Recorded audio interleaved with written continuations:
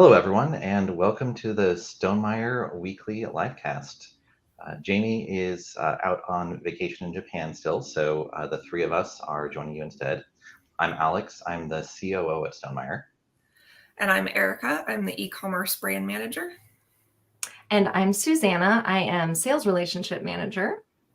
And I thought I'd throw out the question of the day, so feel free to type your answers into the chat. Our question is, what's a local game store that you love? Awesome. And while you're all answering that, I see we already have quite a few people in here. Hello, everyone. And we already have a couple questions. So we're going to start with Carlos. Carlos asks, what is your Halloween game this year? Erica, do you want to start with that? I didn't actually play a game this Halloween. I sat and watched Practical Magic, which was lovely. But in the past, my favorite was probably when I had a group together playing Betrayal, which I feel like is a classic one. But that was a very long time ago. So what about you, Susannah? I also did not play a game, but Halloween was my birthday, and I gifted myself the deluxe edition of Leaf because it's already a game that I love. So I upgraded Leaf, and I appreciated the components on Halloween. What are the upgraded components in that one? I don't know. Well, the leaf tiles are cardboard in the standard edition, and they're big, beautiful leaf tiles in the standard edition. But in the deluxe edition, they're thick wood. Oh, nice. And all of the player tokens are wood as well, which is really nice. That's really cool. That sounds like a very you kind of upgrade. Yes.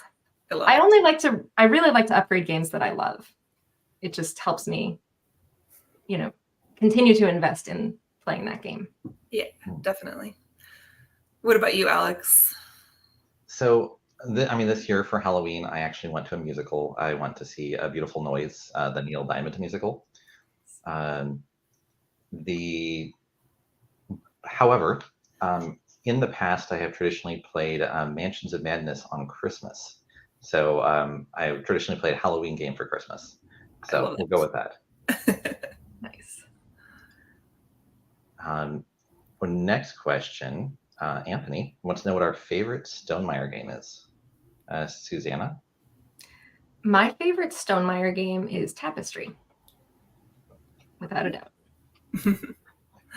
I have a nostalgic love for Scythe because it was the game that got me into heavy board gaming.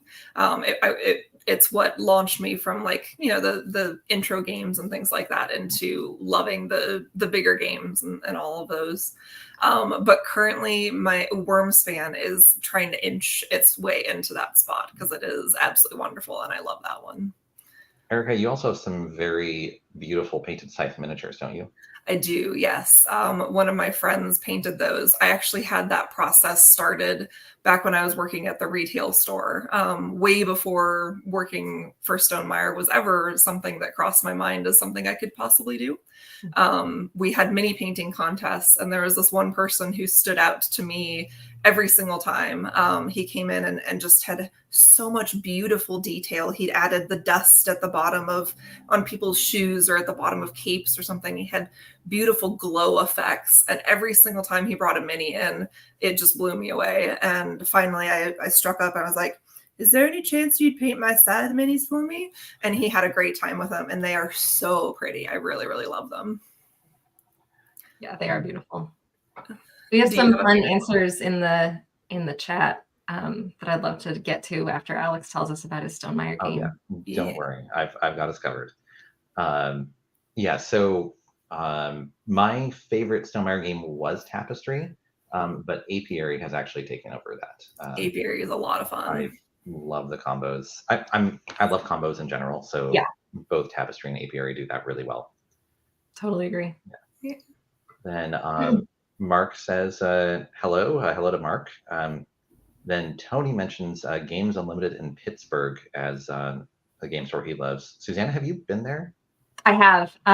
We had a great afternoon visiting, and we ended up having dinner with the owner's family because he has kids my kids' age, and we were traveling through. So I love to visit local game stores when we take vacations. And 4 of the ones I see in the chat I've visited already. And just there are so many amazing local game stores run by really passionate people. That's wonderful. Yeah. Anthony mentions The Complete Strategist, which I think is in New York City, which I actually visited a couple weeks ago. It was Nice. a very fun store. And Joe, our Joe, hi Joe, says The Glass Die in Reno. We got to, Susannah and I and Joe visited there when we went to Gamma in Reno a couple years ago. Yep. Okay, next question though. Austin is asking, are we currently backing any Kickstarters? Susannah? I actually am. It's a new thing for me this year. The ones I am waiting for are the Obsession characters and metal coins expansion. I love Obsession. The Andrew Bosley Smoking Bones book, and the Innovation Ultimate, which is mostly not a new game. There isn't one mechanical change that I'm really looking forward to, but Innovation is one of my favorite games, and I'm super excited to have the complete, all expansions, consolidated edition. That's amazing. How about you, Erica? I'm not. I haven't been paying attention to Kickstarter a whole lot this year. What about you, Alex? So I just had a couple of different Kickstarter games come in. I just got Kavango, which I love. So now all of the Kickstarters or Backer Kit or whatever that I'm backing are not games. So I have some Dwarven Forge terrain I'm excited to get sometime this winter. I'm backing the Way of Kings Leatherbound Edition book, but no actual games right now. Fun. Dwarven Forge is for D&D, right? Yeah, for RPGs in general, the fantasy terrain. Cool. And it's gorgeous. It's very fun. It's a very fun toy. Yeah. Like it's the kind of thing I wish I had as a kid. Oh, totally. And I'm glad I have now. I should mention the first Kickstarter I ever backed, I received last week, and it's Diatoms. Oh, nice. And it's beautiful, and I'm really happy I backed it. You've been having a lot of fun with that one too. Yeah, it's a great solo puzzle. It's sort of like Calico, but for science nerds. That's amazing. Yeah. Let's see. Some more people mentioning their favorite game stores or ones they love. Chad mentions Border Keep Games on the border of Michigan and Canada. I definitely have not been there. Funny story about that, though. On our trip to Reno, or no, was it on our trip to Essen? Well, we were on a plane. You, Dave, and I were on a plane. And we were chatting board games, and someone turned around from the seat in front of us and said, my friend runs a game store in Michigan, and it was Border Keep, and they're a customer of ours. And so it was really fun to just coincidentally meet someone who cared about board games from a different angle. Oh, that's amazing. Yeah. Chad mentions Well Played Board Game Cafe in Asheville, North Carolina. Hopefully they're doing okay post the hurricane. Yeah. And then let's see, Nicole mentions Mission Fun and Games and Tabletop Cafe in Edmonton. Cool. I feel like I recognize Mission Fun's name, but I'm not remembering details of them right now. Right. Okay, Anthony wants to get personal with us here, though. What is our favorite aspects of our jobs? Erica, you are the most recent employee here. What is your favorite thing about working for Stonemaier? You guys. That's a very easy question for me. I love you guys. Same. Yeah, what about you? We have the best team. Yeah. And it's a pleasure to be at work and to do what we do with each other. And I feel like we all really rely on each other and lean on each other, the whole team. And it's been delightful. Joe mentioned last week that we all do a lot of different things, and that means that we get to interact in different directions throughout the day and ask different people for help or for questions, and it's wonderful. Yeah. How about you, Alex? I mean, I can't disagree with that. Our team is absolutely amazing, and both of you, please don't leave.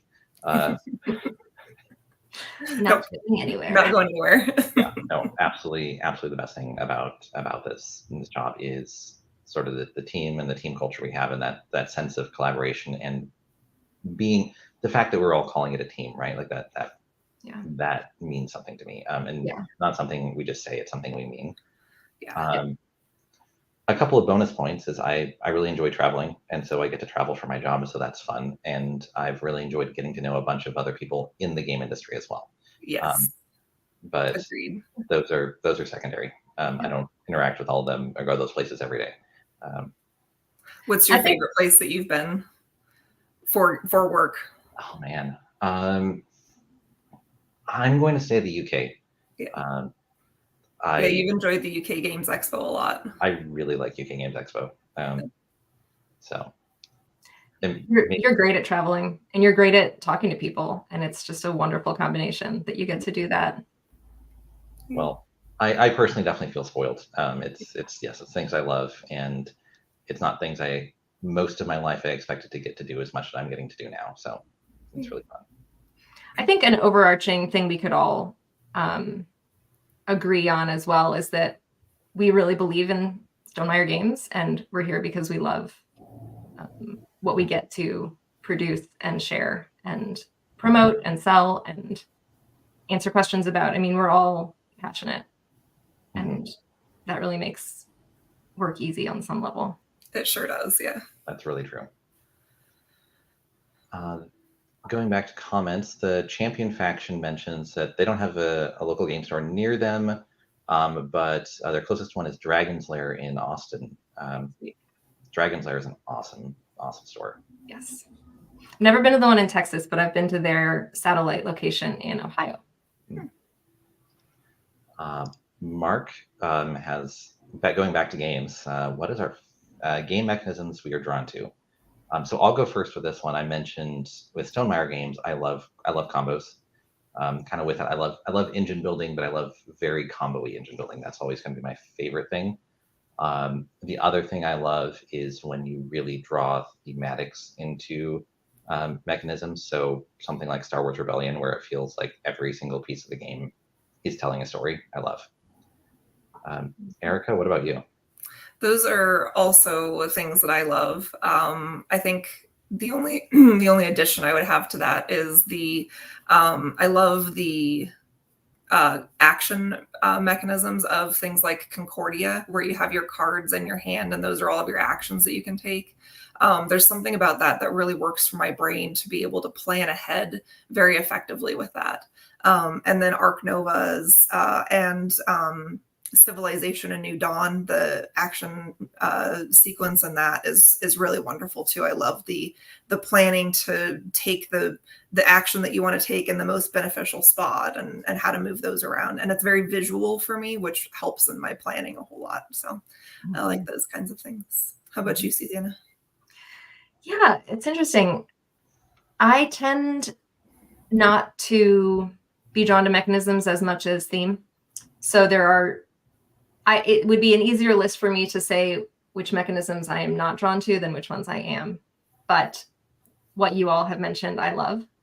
I think I would throw tile laying in there as something that works for my brain. And, one of my very favorite games is A Feast for Odin, and I love building the Tetris puzzle on the home board and on the islands. And I just love the pieces that come with that and that you get to play with. So yeah, so I'd throw tiling in there as one I love. I don't understand. I accept that people love polyominoes. I struggle with them. Yeah. But that's amazing. So you won't play Calico with us? I will play Calico with you. I would just choose to play something else with you first. That's fair. Eric and I have been having fun playing Calico on Steam. That's awesome. Yeah. Zach says hello. Hello back to Zach, as does Hilda. Hello, Hilda. We saw Hilda at Design Day last month. Yes. Oh, and Zoctal is Christoph from SN. Oh, Christoph. Well, hello. We saw Christoph even similar time then. Yeah. Or I did, I guess. Yeah. I got to see him last year. Yeah. Austin wants to know if we have any pets. Well, Erica, let's start with yours. I do have a dachshund. She's a black and tan little menace. Her name is Zoe, named after the firefly Zoe.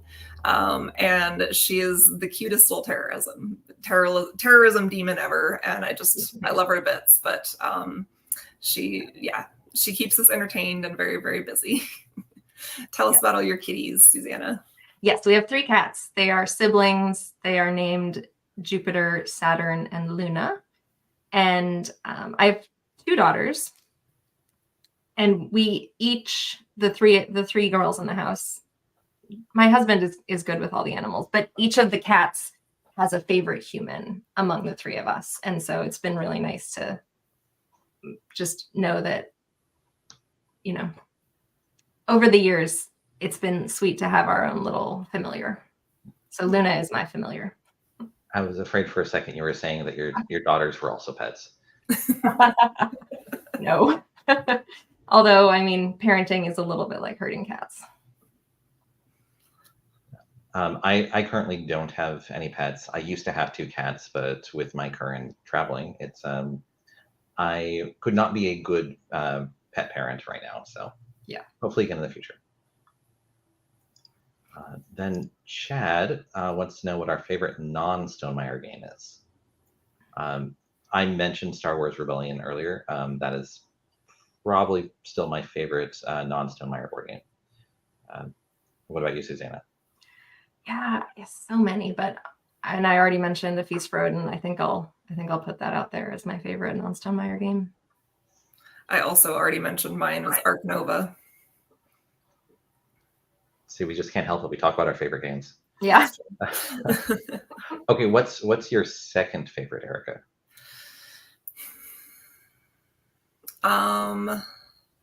It's been Terraforming Mars for a long time. That one might still hold that spot. If not, Concordia. I really love Concordia as well. What about you, Susannah? Yeah, man, Concordia is amazing. And I could say that, but I guess I'll say Innovation. It's a slightly more niche experience. I only want to play it 2-player, and you know, I have certain stipulations, but I've probably played it the second most. I think I've played Tapestry the most, and then Innovation the second most in my gaming career, and I love it. Alex? Yeah, I know. I asked this question, and now I'm trying to answer it, and I'm like, I'm not sure. Yeah. Yeah, there's a few different games. I love Terraforming Mars. I don't think Arc Nova has quite hit the place Terraforming Mars has, just for the combos. But only Terraforming Mars is 2-player, because I'm weird. I also love Nemesis. Nemesis is very thematic. I played Stationfall once, and it does something very similar to Nemesis, and it might take that spot, but I've only played it once, so I don't feel like I can say that yet. So we'll go with Nemesis. Continuing on the game theme, Christoph wants to know what our favorite Frivolous upgrade that we bought for a board game was. Oh, yeah. I mean, upgrades are inherently frivolous, but they bring so much joy and I put a lot of stake in joyful things. So even though these things are frivolous, they are phenomenal. For me, probably the metal coins for A Feast for Odin. Totally unnecessary, but epically wonderful. Mm-hmm. I fell in love with most things from Top Shelf Gamer, and I have purchased a number of those things. I have a whole little shelf of them over here next to me for the games that I'm going to play, and I can go through and like pick out all of the resources that I'll need for a game, and so I have them each in their own little tiny Tupperware, and it just works perfectly, and it's very frivolous, and I absolutely love them every single time. I am going to say that there are none because upgrades are not frivolous. Perfect. because upgrades, gaming is a whole experience. It's not just a logic puzzle. It's the theme and the feel. Gaming is tactile. That's one of the things I love about board games. And so having upgrades is part of what makes the experience special. But to answer the question, I am actually going to go back to the Dwarven Forge terrain. Technically, mostly for D&D, for RPGs, but I have absolutely added like trees and stuff when I was playing like Journeys in Middle Earth, because why not have a cool 3D pretty tree instead of the cardboard thing that is cost efficient in a board game. Yeah. So yeah, I totally agree, Alex. I said they're inherently frivolous, but I think what I mean is they're an expense that we choose, and it increases for me the joy, the tactility, the play aspect of it, and it that isn't frivolous. It's really sweet and special, and something I love about our hobby. I don't upgrade every game though. Yeah, and I don't have a 3D printer to make inserts and all of that. So when I do choose to upgrade, it's because I really love a game. All right. So on a similar vein, Tony wants to ask, same question he asked Dave and Joe. What is our favorite Stonemaier game component, and why is the correct answer the queenship from Apiary? Erica? I'm going to steal Susannah's answer and go with metal coins. If they have to be included in a game, Charterstone has the metal coins in there, and I really, really love those. And that may have been I think those were my first set of metal coins, actually, and I very quickly pulled them out of Charterstone and used them for as many other games as I possibly could. And now I have maybe too many metal coins, if one can have too many metal coins. But that would probably be my favorite. Although the queenship is fantastic. I do like that. How about you, Alex? Oh, it's definitely the Rolos from Apiary. No. Yes. I am also going to go with metal coins, but I'm going to go with the Wormspan metal coins. Oh, they're so pretty. Just the texture of those is so satisfying that I'll find myself just like rubbing my thumb over them and things like that. So yeah, those are also my favorite metal coins. Yeah, ever. Susannah? Yeah, actually mine is sort of a set of components. It's the income buildings in Tapestry. And so they're the buildings that you set up on the 4 tracks, and there are 4 different types, and they're so intricately designed, and they're all different. And I really like sort of facing them all in one direction. And what I like is that you are interacting with them. They're a big part of the puzzle, the combo puzzle. And so which one you're moving matters. And so you're kind of really thinking about these buildings throughout the game. And I do just love holding them because they're just like so delicate and detailed and tiny. And I love the amount of detail in them. Every single time I play them, I was like, it's so cute and small. Yeah. Yes. Yeah.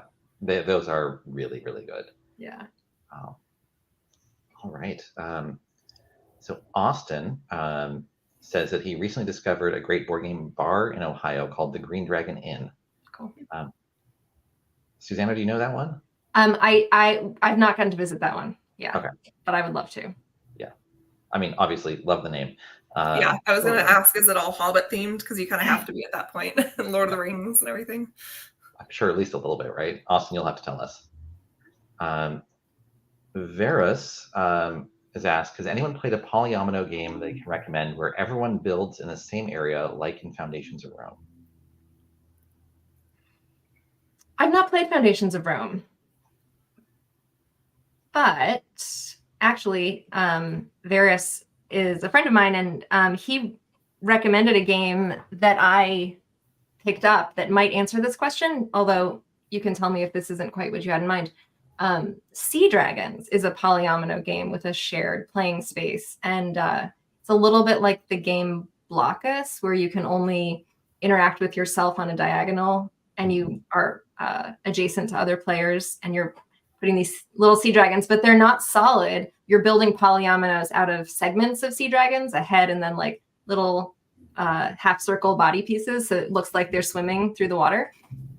It's fantastic. And shared polyomino placement. Wouldn't Leaf fall into this category as well? Oh, I like that. Love that. Absolutely. Yeah. And then also Undergrove, which we also got to play together recently. Yeah. Yeah. I have not yet played Undergrove, so I'll have to trust the two of you on that one. But that does segue. I don't know if that one counts, but that's fair. But it segues really well into our next question.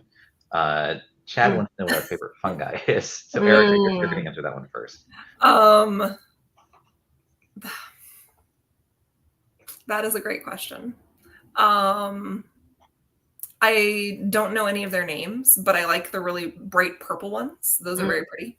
I only knew about those from our foray into Undergrove when we were playing. We were noticing a lot of the really beautiful art that's in there and very, very pretty fungi in there. So yeah, I guess I'll go with that one. The purple ones, which makes me sound really intelligent because I know all the mushroom names.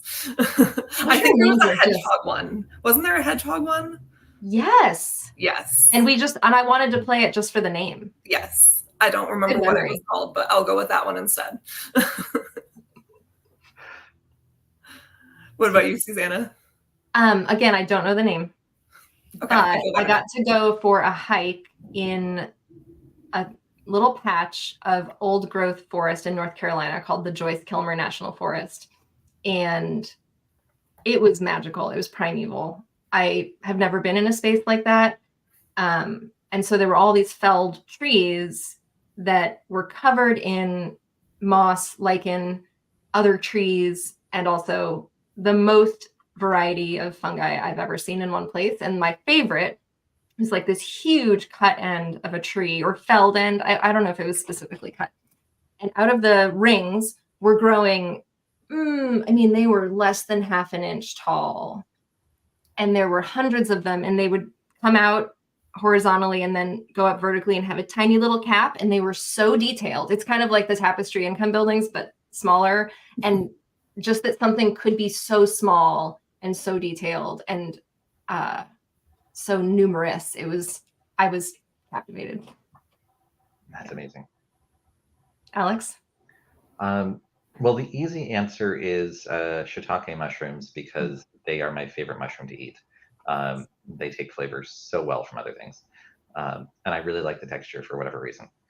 But outside of eating mushrooms, I don't know that I have a specific favorite, but I really want to see, there's a mushroom card for a mushroom that's big, like really big, like 4 feet across or something like that. Wow. And I really want to see one of those in real life. Yeah, that'd be cool. All right. Caitlin, kind of change of topic a little bit.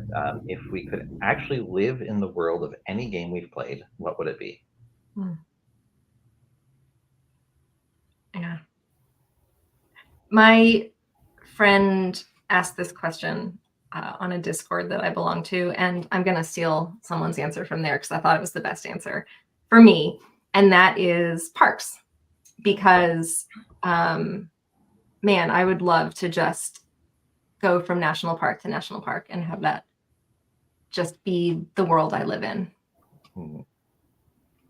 Erica, can you think of one? Everdell was the first one that came to mind, mostly just because it's so beautiful and there are so many cute things in there that I would just have a great time exploring, but I don't know if I'd want to live there. But I will stick with that one for now, unless I can come up with a better one while Alex is talking. Do you have an answer, Alex? Yeah, well, so my instinct is to be boring and say, like, in practically speaking, what sci-fi utopia world board game world can I go to, right? Because I would much rather have things like indoor plumbing and heated showers and modern or futuristic medicine. Yep. And at the end of the day, that's what I would enjoy more than being an animal critter with other animal critters, as cute as everything is. Yep. Yeah, the cuteness would wear off after a couple of hours, and I'm like, okay, I would really like some real food and not just berries. Yeah, so I don't know. What's this fairly safe sci-fi? Like I don't want a Star Wars. I don't want war and all that going on. Among the Stars, that one seems pretty safe. Just building technology and exploring, and you're not fighting. Let's Yeah. go with that. Cool. I like it. Yeah. That's a good answer. But now the most important question of the day is, what is our favorite chocolate of the day? I'm really spoiled because my husband works at a chocolate shop. So there's always really good chocolate in my cupboard.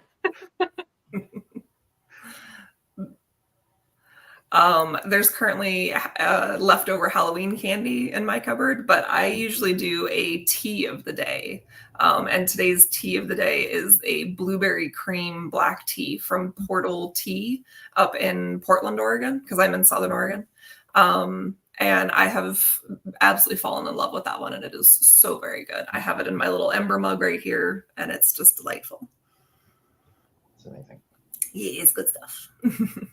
Susannah, you didn't say what the chocolate shop was, and that might matter for anyone who wants to get some. Yeah. Crown Candy Kitchen, and they hand make nut clusters and beautiful like marshmallow pecan treats, and then so in the making, it's very cool actually. In the making of the clusters, they do this on marble slabs that are heated, where they're mixing the chocolate and then like dipping it into little clusters. There's leftover chocolate because it dries on the marble, and then it gets scraped into a box. My husband brings that box home, and so it's a whole mix of, there could be any kind of nut or raisin, dark or light chocolate, and then he melts it down, he retempers it, and he makes his own dipped chocolates. So we do a lot of chocolate dipped apricots. He'll do coconut clusters. He'll do pretzels. So we are really spoiled. That's amazing. Do you have a favorite, Alex? Yeah, so it's not really my chocolate of the day because it's been a long time since I had it, but Seattle's Best Coffee, which I haven't had since Borders shut down in 2012, made a hot chocolate called the Cocoa Trio, and it is my favorite hot chocolate I've ever had. And it just like had 3 different kinds of chocolate in it, and for whatever reason, it just worked for me. So that is my chocolate of the day. That sounds delightful. It is also a hot seasonal beverage of the day. Yeah. Susannah, do you have a beverage of the day too? Well, I am drinking Yogi Tea's Sweet Tangerine Positive Energy. It's a really lovely green, I think it's a green tea mix with some really nice citrus flavors. And I do think it has like something positive in it. I don't know. I always feel good when I drink it. It's lightly caffeinated, just enough. Yeah. I'm drinking water for anyone's curious. But, 'tis the season for wonderful warm drinks. And Erica and I share a deep love of tea. She sent me a huge box of tea a month ago that I'm still learning new things from. I mean, the variety is amazing. And yeah. That's amazing. Yeah, you showed me that box and there was so much in there. Yep. Like 70 flavors, maybe? It was wild. There's so many. It's wonderful. Mm-hmm. All right, Erica, what games do you dominate and what games do you always lose? I always lose anytime I'm teaching a game. I tend to not pay attention to what I'm doing at all in a teaching game, but I know that's kind of cheating because it's not a specific game and Chad is looking for a specific game. I frequently lose Arc Nova. I think I've only won that one like a couple of times, but it is still my favorite. It's such a great set of combos that I still love it.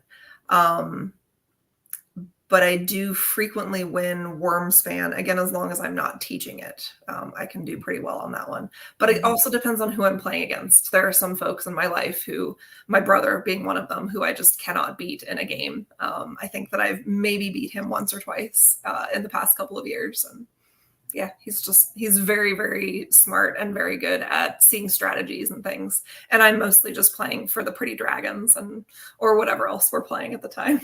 Yeah. What about you, Susannah? Yeah, dominate is not a word I would use with myself in board gaming.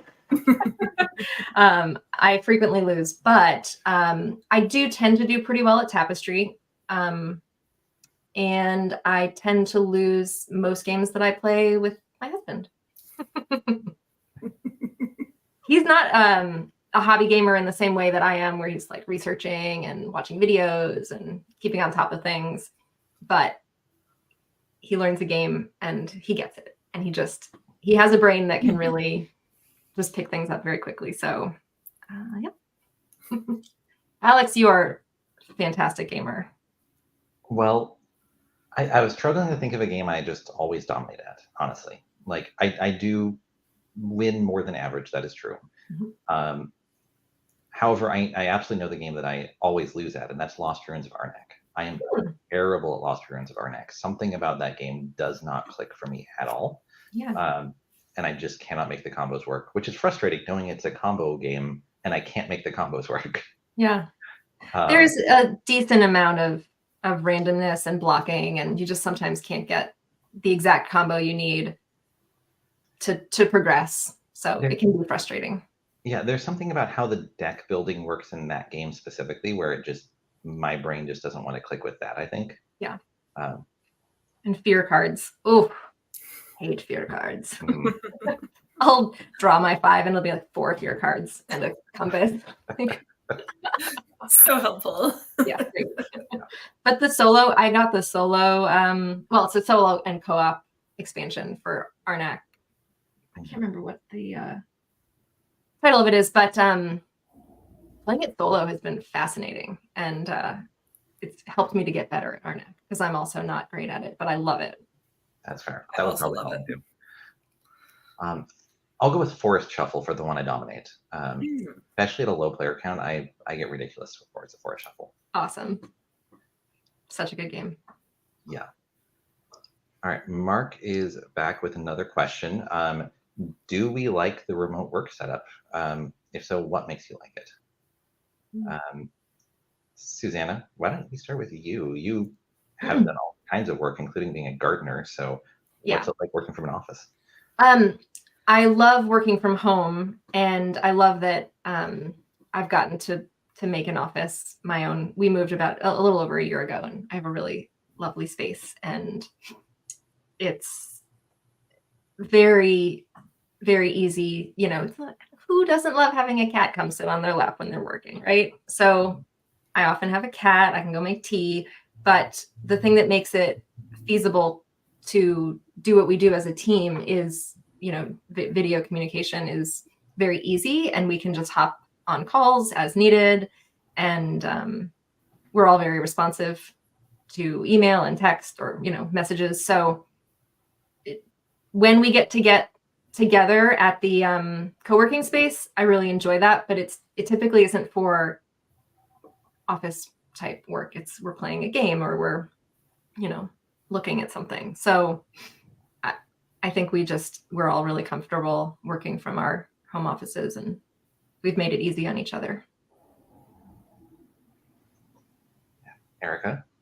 I also love it. I similarly appreciate the flexibility and how easy it is to get up and make tea or go see what Zoe's getting into. And I mean, working from home is the reason that we were able to get a dog, because it made it so much easier to be here to train her and step away from things and then come back. And just having that flexibility is really, really nice. So yeah, I absolutely love it. I wish that I could hang out with you guys more, but that is more of a me being in Oregon and you guys being in St. Louis thing, and not a working remotely thing. What about you, Alex? Yeah, it's probably a little bit more mixed for me. I do like some aspects of it, but I do miss, I'm probably the most extroverted person on our team, maybe Dave, but I miss having sort of that natural in-person interaction. I am so grateful for and so dependent on, the communication, the ability to do video calls, the fact that I'm doing meetings, but it also gives me sort of extra flexibility with travel. So for example, last summer, after I went to UK Games Expo, Joe and I both went to an island on Greece for a week, 2 weeks, and we worked remotely. like I don't know that I could have taken all that time off work, but I was able to work remotely from an island in Greece, and that was possible because of the remote setup. So those opportunities are huge, and that's an extreme, but there's a lot of freedom there. You know, you can go visit a friend for a few days and work from their place, things like that. So yeah, so it's I miss seeing people in person every day, but there's a lot of good with remote as well. Chad wants to know if anyone has dabbled in game design. Have either of you? No. I don't think so. So you haven't just dabbled, Alex. You're published. Right. Yeah. So I'm the co-designer with Jamie for Red Rising. So I am in fact a published game designer, but I have dabbled in other game designs first. I actually first met Jamie when I went to a Stonemaier Design Day where I had a game that I was showing off. Nice. So that game has never been published. Nothing else I've done has been published. Honestly, when I started at Stonemaier, it caused me to start doing a lot less game design because a lot of the same mental energy and focus was going into this job and building and sorting things out on the business side of Stonemaier that I found myself dabbling less. And so I've done less in the last few years. We have a couple people giving some love to Sea Dragons. So that sounds like that was a good call. Austin says that the Green Dragon is a medieval themed store along with cocktails. So I think we need to have a team meeting over there at some point. Yes. I'll fly out. It's fine. Okay, it's not that long. It's like give me like a 6 or 8 hour drive from here. It's fine. Doable. Let's see. Chad mentions that his favorite is the red ones that give you fire powers. Oh, funny. That's yes, totally. Love it. Christoph says that I want to live in the world of Nemesis. Please no. Please no. Mark, thank you. I agree that both Susannah and Eric have amazing rooms. My room is okay, but theirs are way cooler. And yes, I do need a painting or something on the wall. I have a small picture on the corner there, but Hilda wants to know what are we reading? She says she just finished Ninth House from Leigh Bardugo and is currently reading Under the Whispering Door by T.J. Klune. I've heard of Under the Whispering Door, but I have not read that one. Susannah, are you reading anything currently? Yes. The Hilary Mantel historic fiction about Henry VIII. The second book is called Bring Up the Bodies, and I'm reading that right now. Oh, nice. I am right in the middle of the 8th book in the Expanse series. I think Tiamat's Wrath, I think is what it is. I was listening to that last night while I was puzzling and drinking my tea, which is one of my favorite activities. What about you? Yeah, audiobooks for the win. Yes, definitely. Yeah. I struggle with audiobooks. Like I've managed to listen to them when I'm driving if I have a long drive, but otherwise I can't do it. I want to read and see and touch something while I'm reading. But I had a friend just recently sent me a copy of Light of the Jedi, which is like one of the High Republic Star Wars books. And I have like never read Star Wars books. Like I love the movies, but I haven't done like comic books or books or anything like that. And I've been really surprised how much I like this book. Normally I avoid kind of books and things themed after, like I Star Wars books or Star Trek books or things like that. I tend to avoid sort of popular IP stories. But I've really liked it. Good. Awesome. Let's see. Sam says that he loves to see us. Sam, thank you for coming. And honestly, we're happy to see you here too. Oh, looks like Mark asked the same question Hilda did. So yes, you now know what books we are reading. Nathan says that these are fun live casts. I'm glad you're having fun. We are too. You can always let Jamie know if you want us to come back. But let's let him come back first. Varys wants to know, are we looking forward to any particular type of pie for Thanksgiving? Mm. My mother-in-law, I should say, my kid's grandma, makes a wonderful gluten-free pumpkin pie for me. Nice. That's wonderful. Yeah. You're the only one. You're the only gluten-free in your family, but she still makes you a whole pie. That's great. She's the best. Yeah. I look forward to pumpkin pie every year. That one's definitely my favorite. Oh, that's hard. So I like pumpkin pie. I will always enjoy it. Pecan pie, I enjoy a sliver of, but it's so sweet. So sweet, but so good. It's so good, but it's so sweet that I just can't have. So for my birthday, I always want cheesecake instead of cake. So honestly, like a pumpkin cheesecake or something that I can get away with being Thanksgiving, but still being cheesecake is kind of the way I would go. I bet Erica could make that. You're a cheesecake wizard. Yeah. Oh yeah. Well, I'm just going to fly over to Oregon for Thanksgiving. Perfect. I'll be in California, but sure, come on over. If you come a week early, I'm doing Friendsgiving, and we could do that, and then I could make a pumpkin pie cheesecake for that. We'll have to talk. A week after, I'll be at PAX, but a week before, we can talk. The combo of cheesecake and pumpkin pie is quite fantastic. My brother, for a while, was making really good cheesecakes that we would bring down to our Thanksgiving down in California. And the mixture of his cheesecake and pumpkin pie was absolutely the best thing ever. Well, I have also seen pictures of the amazing cheesecakes that you make too. So I do make some beasts. I will say that. Erica has made me want to eat unhealthily more than anyone else in my life.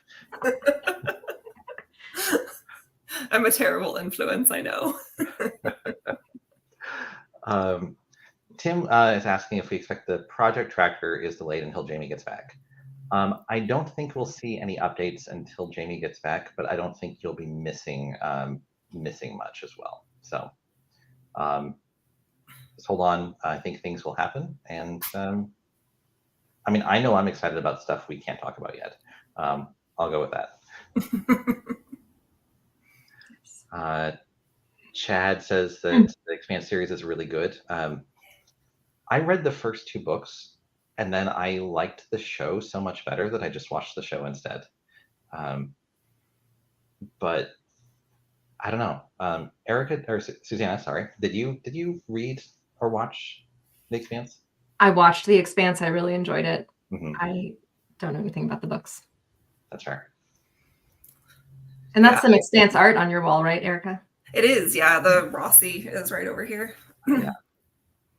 Yeah, I really, really loved the series and then jumped into reading the books, and I've had a great time reading them because getting to know the inner monologues of all the characters has been a lot of fun. I've liked that a lot. Mm-hmm. That makes sense. Yeah, that makes a lot of sense. Hilda says that puzzling and audiobooks sound like a really stellar combo. Perfect. It is so good. Yeah. And then Tim wants to know, will we accidentally spoil a new game, and which one? So I will go first. The answer is yes. I will spoil that we have a game that is about flying cats dancing with frogs. And this one we will be calling the Cat Frog Ballet.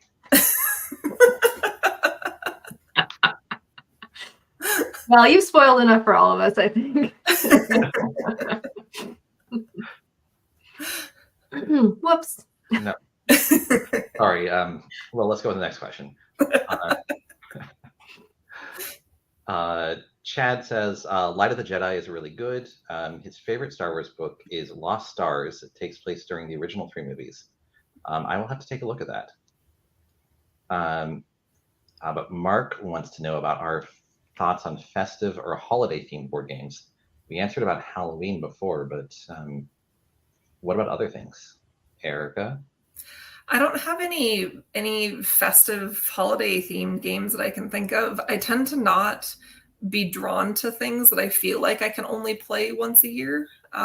That's just me. Um, but I do know that I always play something on New Year's Eve is where it used to be a tradition.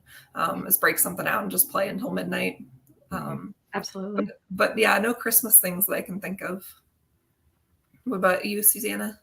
Yeah, same in terms of not having themed games. I think of Obsession as my Christmas game because I got it for Christmas and played it through the holiday season. And so I'll go with that, even though it has nothing to do with Christmas in itself. Perfect. Yeah, that's a good one. Kind of similarly, growing up, there were a couple different years where my family played Civilization over the course of New Year's. So for those who don't know, Civilization was a game that came out of the 1980s, and it's roughly 12 hours long. So New Year's was kind of the time we could play it in one go. Very cool. So that's kind of what I think of, other than the Mansions of Madness and Christmas that I mentioned. The classic combo. Yes, obviously, yeah. A Cthulhu Christmas. Going insane over the holidays. It's normal. That is actually spot on. That's true. Yeah. All right. Philippe wants to know, is there a game that we thought was not so good, but our minds were changed after we played it? So like initially you were like not sold on it, but then you play it and you're like, oh, actually this is way better than I thought it was going to be. Concordia. That's true. Concordia is not pretty. The theme is generic on a certain level. The board is interesting, but until you see how elegant the system is by playing it, it doesn't look like it would be amazing. Mm-hmm. Yeah, that was the first thing that popped into my mind too, was Concordia. Yeah, no, that's a good example. I'm trying to think of others. I was surprised I liked Scout as much as I do. Yeah. You know, things that are simple card games without themes. Mm-hmm. There's a theme, Alex. Come on, those are some circus performers. They have names. Okay, so whenever I teach Scout, I love Scout, but whenever I teach Scout, the first thing I do is I say, see these names and see these symbols. That's the theming. Ignore it. That does not matter. Pretend it doesn't exist. Now I'll teach you how to play this game.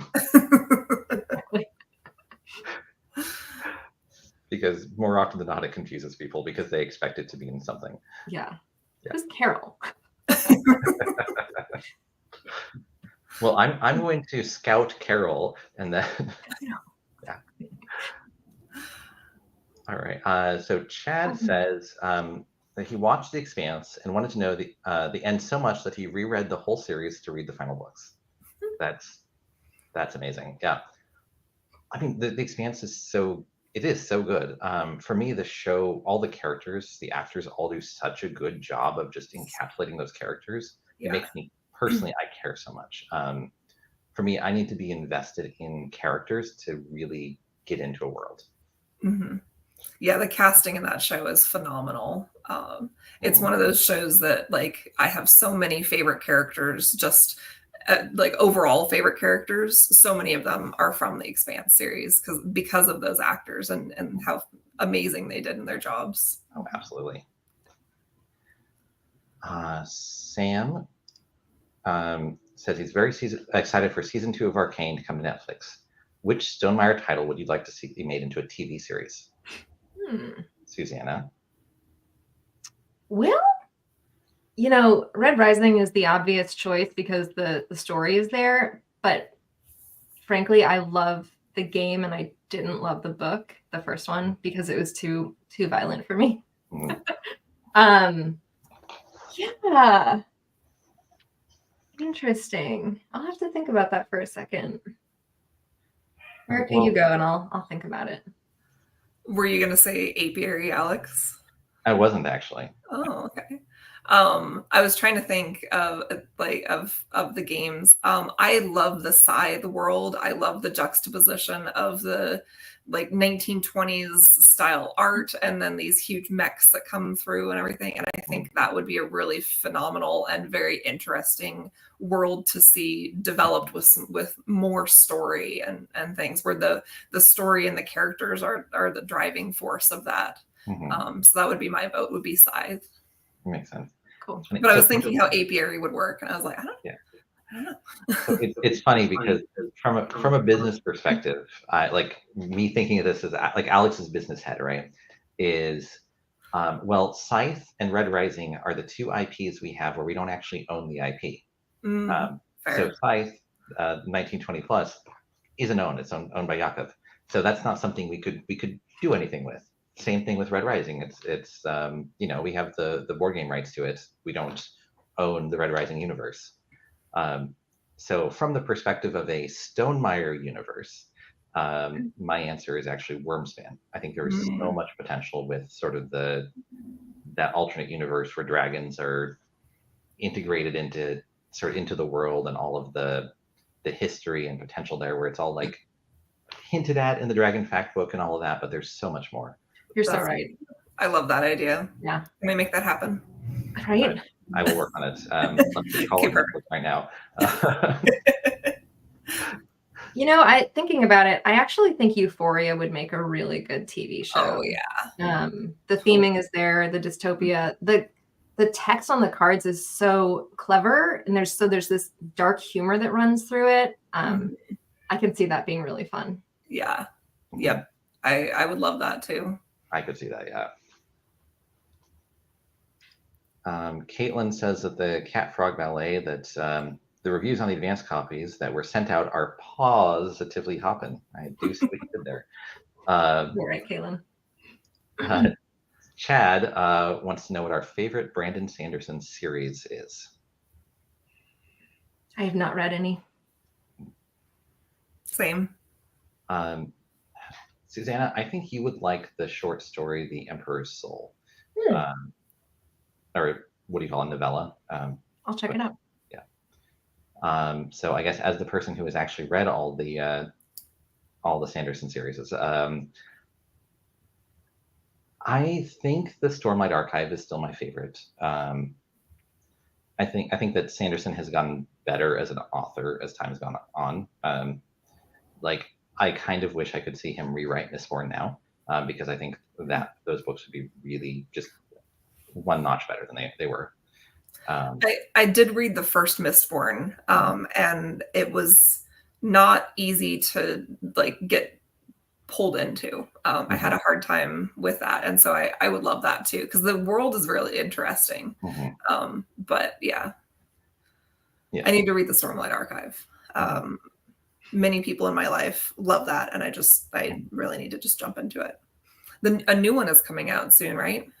Yeah, the end. Theoretically, there's going to be two different Stormlight Archive series of 5 books. So the final one of the first series is coming out in December. Sorry. But the second book in that series, Words of Radiance, is probably my favorite Sanderson book to date. So nice. Yeah, we'll go with that. Let's see. Hilda says she would love to see a Scythe series. I mean, I would too, Hilda. It wouldn't be a Stonemaier thing. Yeah. Sam says he'd love to see Stamp Swap in a style similar to the Great British Bake Off. Fun. I love that. You know, and it feels like it could also be Antiques Roadshow at the same time, like judging you find you have a really rare stamp and it's worth a lot. And oh yeah, that's absolutely true. Yep. Okay, so we have 1 minute left, and I have one question for each of you. What was your favorite thing about doing this live stream? I love hearing people's ideas for things, and getting to know some of the fans and things like that of Stonemaier as a company, which has been really fun. And then thinking about the various answers and hearing both of your answers was fun. And I'm excited about the Cat Ballet. I mean, let's be real. I mean, The if I was Cat going to Frog spoil something, it had to be that one. Yeah. I love that people shared their local game stores, and that I have some history with a lot of them, and just knowing that that's a vibrant part of people's lives. It's wonderful. What about you, Alex? So I honestly, I just like the excuse to hang out with both of you and to get to let everyone see us hang out and just enjoy an hour chatting about random things. You know, we talk a lot, but a lot of it's about, you know, work business, you know, figuring things out. And so to just be able to chat about ourselves, that's really fun. It is. We don't get a ton of time with that. You're right. Jeff, you're right. It's the very end, but I'm still glad you came. And if you want to go back and watch the rest of this, the live stream will be on YouTube and Facebook after this mess. Thank you all for coming. Thank you all for hanging out and chatting with us. And well, I won't promise that we'll see you next time, but the live stream will be back next Wednesday, normal time. Yes. All right. Bye, everyone. Thank you.